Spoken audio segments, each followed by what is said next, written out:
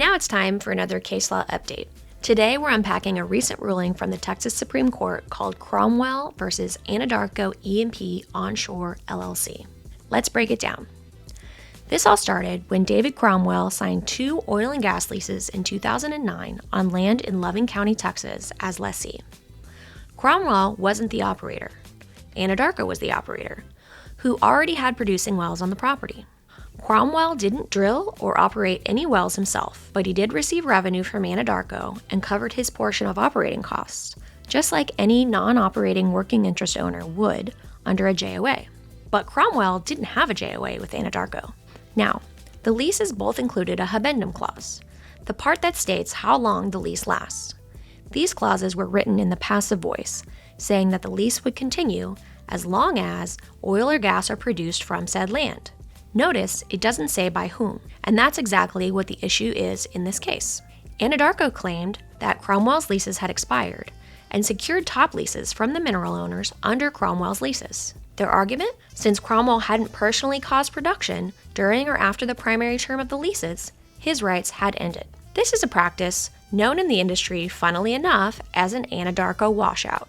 Cromwell filed suit to assert that his leases were still valid. The trial court didn't agree, and neither did the Court of Appeals. Both relied on earlier precedent that leaned heavily on implied obligations, specifically that a lessee must do something active, like drilling or signing a joint operating agreement, to keep their lease alive beyond the primary term. But the Texas Supreme Court disagreed. The court took a close look at the lease language and emphasized a key point. The leases didn't say production had to come from Cromwell himself.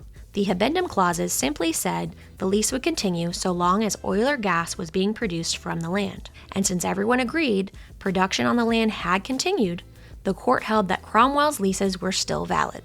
In reaching its decision, the court reinforced a core principle of Texas contract law. Judges can't insert new terms into a deal that the parties didn't agree to.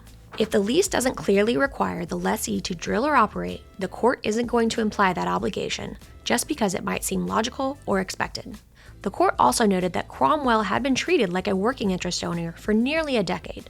He was billed for expenses, he got paid his share of production by Anadarko, and he even approved expenditures. None of that matched the idea that his lease had quietly expired years earlier.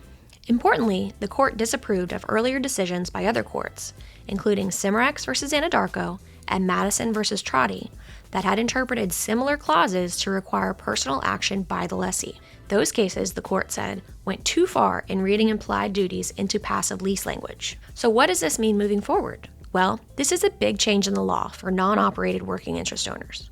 Before this case, an operator could effectively wash out a non-operator's interest by refusing to circulate a JOA, and then claim that the non-operator had lost its interest by failing to produce from the land themselves.